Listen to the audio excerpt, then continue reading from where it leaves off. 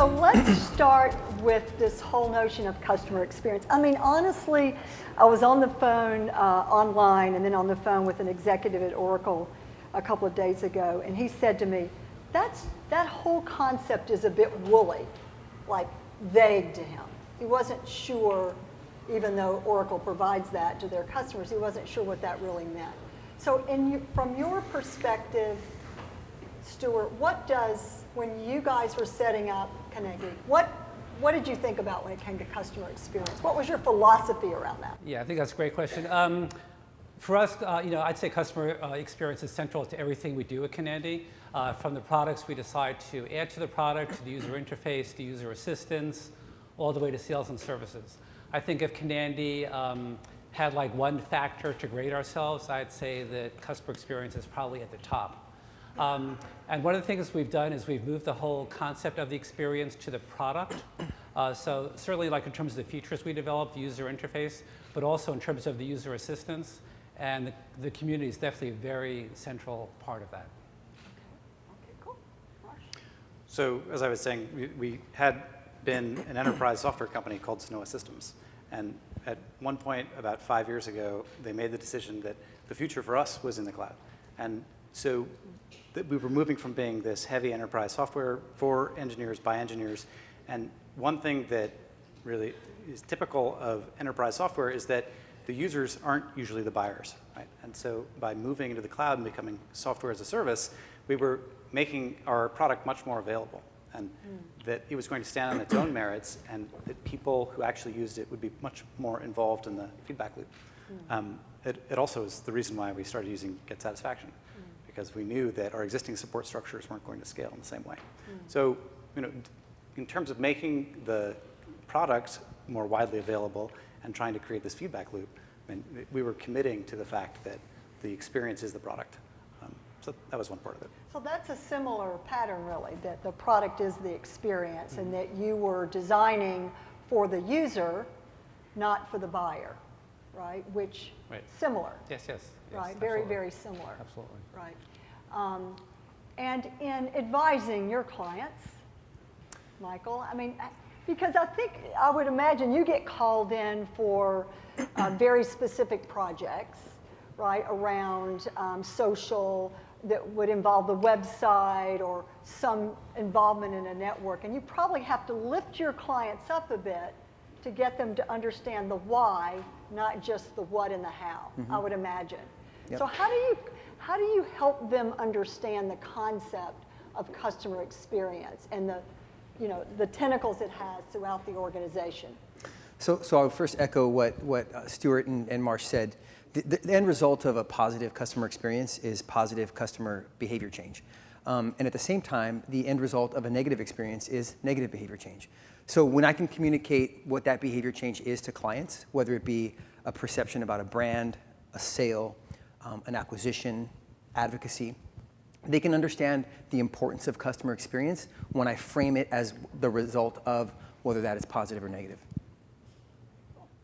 Very, very interesting. And who owns, is there a group, a committee, a person that owns customer experience? Like at the end of the day, does Sandy look at someone and say, okay, it's up or down, what's up? I'd say it's really, cross-department. It's absolutely cross-functional. I do wearing my marketing user assistance hat, development does. So I'd say Kenandy, and again, it's easier to do at Kenandy maybe because we're a startup, but I'd say the whole company really touches customers and feels responsible for the customer experience. And how would your success in customer experience be measured? That's a good question. Certainly, more customers, because if customers like us, they would spread the word. I think that's part of it. I think feedback from the customers, certainly we use the community for that, so we can gauge it using the community. But I'd say, word of mouth is important. Customer satisfaction. We have surveys, but I think a lot of it comes to a head in the context of the community. And your community is quite exposed from your site? So the community we have is a private community. It's available directly from the product via single sign-on, which is great. And we really make it part of the central experience because we set it up not just as a knowledge base or like a channel for questions, ideas, and issues. But it's also a support portal for us. So like we use it, so we let people link out to documentation, video tutorials. Right. So we set it up as not just a community, of course that's what we call it, that's the central notion, but it's really also a support portal where people go for everything they need to talk to us, to talk to each other, to get all the resources they need to be successful using the product. So in one place, You have multiple uses by your users, right? Okay. And even we also have online context-sensitive help. So when people are, like on a certain page, they can get to the help. And then in the context of the help, we added the Get Satisfaction widget, so people can also click on the widget to get to the community. So the way that we have that in the help is we have a note on the bottom saying, by the way, if you didn't find what you need in the context of the help page, just click on this button and go to the community where you can search across all the knowledge we have. Interesting. So we really set up the community really as a central resource where we have all of our knowledge, all of our resources, and a way for people to log cases and do what they need to be successful. Right. That's awesome. Thank you. Sure. Thank you for doing. So, Marsh, on the API side, since we build our applications on our APIs, I'm very interested in, when you're measuring a customer experience, you have developers in a community, always on, very passionate, talking about your particular product. Talk a little bit about how you guys gauge, now that you're in the cloud and you have that approach, how do you gauge customer experience?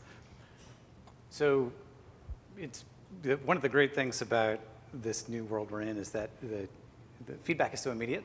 So we know within minutes if someone's had either an exceptionally great experience or a bad one. Sometimes that comes to us through Twitter. Sometimes it comes to us through GetSat. The challenge has been, as we've scaled, how do we support all of those different channels, and how do we develop the processes with which to keep track of what's happening in the community? Right, right.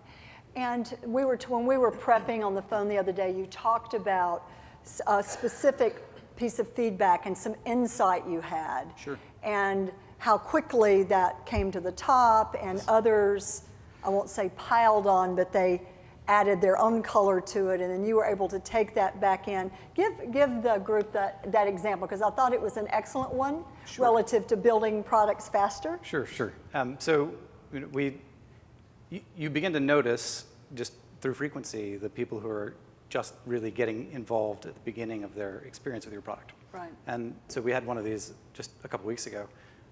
Where I recognized the fellow's name. It had come up several times through different topics. And he'd gotten himself into an unfortunate situation that we'd only ever seen once, and we weren't even sure it actually happened. So it was a bug that was not repeatable, but unfortunately it happened to him. And that's the nature of software, is that it's never perfect, and there are always going to be problems. And how you can respond to those problems is what can set you apart. So really, every customer issue is an opportunity to make someone a champion in how you respond to their problem. And so this turned out to be a tricky problem. And it took a number of different people asking lots of different questions and several rounds of feedback. And in the beginning, it was obvious from his status that he was at the breaking point. He was nearly done. And we, as far as I can tell, it's only been a week, but so far we've turned him around, and he seems to be using it and happy again. So part of the retention story that we heard from the HP Vertica team was in play there. People want to know that you're listening, right? Absolutely. The empathy that you can show, that their problems are real, and to help them help understand what's happening to them is a chance to make a real personal connection. The business has become personal in that way. Business has become personal. I totally agree with that. And I think that has to do with our individual needs to express ourselves, and it's funny how people we don't even know we really know based on how we're expressing ourselves. So I want to go to Michael a bit, because you're an author, very prolific. Michael, yes you are.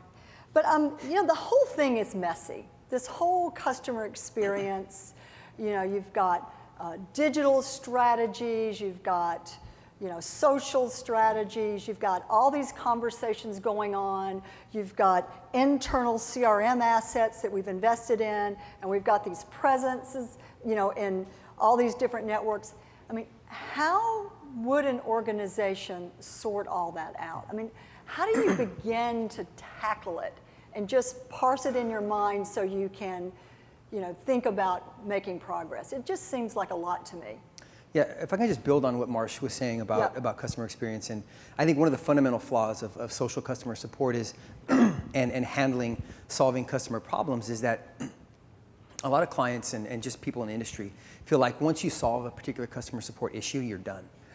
And that's where this concept of social business really does push the envelope, because what it's saying is you can take that collective feedback, like for example Comcast, who's solving customer problems every day, but they've had the same issue for the past 6 years, which is technicians are either don't show up to their appointments or they're always late. Mm-hmm. So in that case, it's not a customer support issue, it's an operational one. And so good point. So what social business does, it helps bridge that gap. It says, okay, we see an issue from a customer service perspective.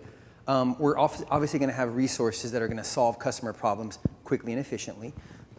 It's also looking at it and saying, okay, let's take that opportunity to integrate with marketing and say, how can we create content, or how do we, as the previous speaker said, how do we enable our customers, the ones that are unhappy or even potentially happy, or vice versa, how do we enable them to help feed that content engine, which most brands struggle with? Then it's also looking at it from a business perspective and say, okay, how do we start changing our business models? Because there's something that we're providing to customers, and that it's a promise, apparently, that we still can't live up to. Right. So it's forcing them to actually change either products or processes or make more hires, if that's the business challenge. That requires a tremendous amount of internal coordination and what many call today collaboration. So let's kind of play that out a little bit, and I want to be sensitive to time. I am personally, so I'm speaking as a panelist, not so much as the CEO of Get Satisfaction now. I'm personally bothered by how the word collaboration, it's like it's been hijacked. And when I think of collaboration, I think of a certain kind of energy and tool set and sharing of power and trust. And now it's the name of a software product. Now, I've been in the software industry for a long time. That doesn't drive me crazy, but I'm just trying to orient myself to the notion of outside in, customers coming in, that being social, open and transparent, and then we've got all this internal process. So collaboration is, it's just another layer. What do you think? I mean, I think that's a good question, because I think it goes back to your point about like business being more personal now. Yeah. To some extent. So as far as Kenandy goes, since we have a cloud ERP product, one of the themes of the product, if you will, is collaboration. Because in the context of Kenandy, people, for example, like if a company issues a purchase order, they can invite the supplier in via a supplier portal, and they can have a dialogue via chatter, and that dialogue stays part of the actual purchase order record. Mm-hmm. So that's how we sort of illustrate, collaboration, if you will. So to that extent, I think it is a valuable theme and tool, if you will. But the idea of having a community also underlies that theme. So right. We actually, we play that out. We say yes, we do collaboration, in the context of the product, but we also facilitate that in the context of having the Kenandy community and clients talking to each other. So in that example, collaboration is both a philosophy as well as a process as well as a tool. So exactly. All those come together. It goes back to your idea of personal being infused, if you will, into the business. And I would add that collaboration is less about technology. I know some of you might get ticked when I say that, but it's really it's really about behavior change, right? Because if you think about it, like all behaviors are imitated from the time that we're born until now. We see somebody behaving a certain way, and if it's our boss and they come in late every day, well, we're going to come in late every day. Or if they're sending emails at 1 o'clock in the morning, I'm going to send emails at 1 o'clock in the morning. So when you think about collaboration, it's really focused on behavior change. And when you're an organization like Kenandy and you're building those internal collaboration models where you're connecting with a different organization using chatter, that is a sense of behavior change. Whereas chatter is the technology that's facilitating that particular behavior. Interesting. I agree. Interesting. Just like the cloud is really a tool to facilitate all these different behaviors as well. It's Very just true. it's just a medium, basically. So if we were going to make one or two recommendations to our colleagues here in our new community, Get Satisfaction's Customer Success Summit, what would you advise us relative to, if we could begin again on the notion of having a customer experience strategy and really orienting the whole company around that, what would be a piece of advice you would give? Well, I think I would go back to the community. Like I started to work. I didn't pay you to say that. No, you didn't. When I joined Kenandy, it was a startup. I mean, it still is a startup, basically. I worked at a previous company where I set up a different community. It wasn't Get Satisfaction, it was something else that we sort of developed ourselves. And I thought, how great would it be to come into a new company without a lot of clients and build knowledge from the ground up with the clients. So I think one of the things I do again is to build the community from the ground up when a company is as early in its nascency as possible. That's lovely.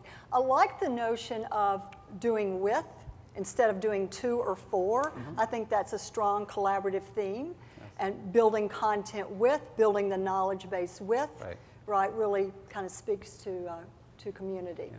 What about yourself? One piece of advice for our audience, if we could begin again and have a very clear strategy around customer experience. So, in some ways, at least has been my experience through Apigee for the last few years, and it's been obvious, and I've been seeing this play out across the industry, that building is no longer the hard part, right? It's particularly in this app economy where there's a glut of all these different competitors for people's attention in your customer base. In some ways, community is the new marketing, right? And so the way in which you can, word of mouth is your best friend and your worst enemy. Everything you can do to help people be champions for you and your brand is going to pay dividends in the end. Oh, that's awesome. Community is the new marketing. Okay, I'll quote you on that. I agree, actually. Okay, that's awesome. Yeah, and word of mouth is, your best friend, and it can be your enemy. So if you kind of know that, then you want to give it a lot of love anyway, right? You need to stay close to it. Michael, what about you? Because I know you're asked this a lot. In the spirit of advising a company, any of us, on what we could do, to pursue the lofty goal of improving customer experience. I would say that customer experience is not just being reactive and responding to your community. That's important. Having a time frame of when you need to respond and that being a KPI is important. But also being proactive, right? Being able to tell a story in multiple channels that provides good content and that changes customer behavior. Because not everybody's your customer, and if you're in business, you need to acquire more customers. So as much as that sounds like direct marketing, it's true. So being proactive with the content that's value add, whether it's marketing and some type of paid media, or it's up-leveling customer stories, or like what you do, or what the previous speaker has done with his customers, you need to take both a holistic view at customer experience to truly change it. Okay, cool. Holistic view. Okay, what questions? If we could get the mics ready, thanks guys. Any questions for our panelists? I'll pitch a little for Kenandy here. We have a fabulous white paper that you can download. It's really well done. Thank you. And it talks about the role of community and their strategy. Right here, here's a question. Collaboration needs to have a purpose, just like community needs to have a purpose. So is that culture or just having shared purpose? I can answer that. I completely agree. Good, because it was for you, Michael. Good. I knew it was. You're right. Collaboration for the sake of collaboration is kind of stupid, right, in my opinion. There has to be a positive business outcome. And being a marketer, working for a company like Edelman, our clients expect positive business outcomes to be community growth, or sales, or an increase in sentiment in a community. So it is very much marketing focused. So we intentionally help our clients collaborate across product organizations, across regions, between marketing and PR, so that we can provide better content for marketing purposes. If I could just say one thing, I think a good example of social being sort of a medium I think we could look at Salesforce because like they used to call themselves like the social business company, but they just changed their branding like a couple of months ago to be more about client experience. So I think that goes to your point and to some of the stuff we're talking about, which is the collaboration, social, all that, all that stuff, if you will, really is about providing a better client experience. Yeah, they talk about company customer, which is a big theme of our conference. Yes? A question for Marsh. You talked about how to scale community. I don't know if that means you took advantage of the APIs or what you did to scale community. And then to Kenandy, or to Stewart, you said single sign-on, so does that mean you have to be a customer to get to the community, or is it really out there for everybody? No, it's a private community. We set that up as a startup just to keep the dialogue, within the community at first. I think at some point we're going to open it up. But yes, it's single sign-on directly from the product to the community for clients. What would make you open it up to the wild world? Yeah, good question. The question is, what would make you open it up? Very important question. I think once we're a little bit more grounded and we have been out there for like a year or so, then we'll feel more comfortable just sort of opening up the channels. And I think if I could put a pitch in for this new feature you guys are developing, which is the new categories, we're thinking about opening up one of the categories, if you will, to be a public channel. So that's one of the things I would like to do actually as soon as possible. Yeah, great. So your question, let me make sure I have it right, was really, what was my point about scale? And can I talk to that a bit? Yeah, how do you scale? Sure. Did you use the APIs to scale? Sure. What did you do? What I meant when I brought up scale before is that when I started, we were 10 times smaller than we are now. And the team that I was on was part of our software as a service offering. And there were a small number of us across just a couple of time zones. And that was pretty easy. But since then, APIs have pushed the industry that I'm in a massive way. And so we have people all over the world. And to figure out how to scale the process in terms of how do you track what issues need to be handled, how are you developing those personal relationships with the people in your community? That's really what I was trying to get at. And we've learned some lessons the hard way. That's probably the best way. As we were growing organically, we learned that at one point we tried to have our traditional enterprise product support handle all of the tickets that came in. And that turned out to be a total disaster, and we had to react and change. And really, it ended up becoming something that's jointly owned really for us by the product team and the developer advocates who, they're literally advocating for our customers. And we consider that part of marketing because that's part of our adoption strategy. So, over time, I would say that's been our biggest challenge. We haven't had, GetSat's never gone down for us. We've never had any troubles using it as our basis for our community. So that part wasn't our challenge. Our challenge was much more process-wise. In terms of accessing the APIs, we do keep dashboards of various metrics that make our business go. One of the things we've started doing is to incorporate some of the data from GetSat into those dashboards, but there's a lot more we can do still.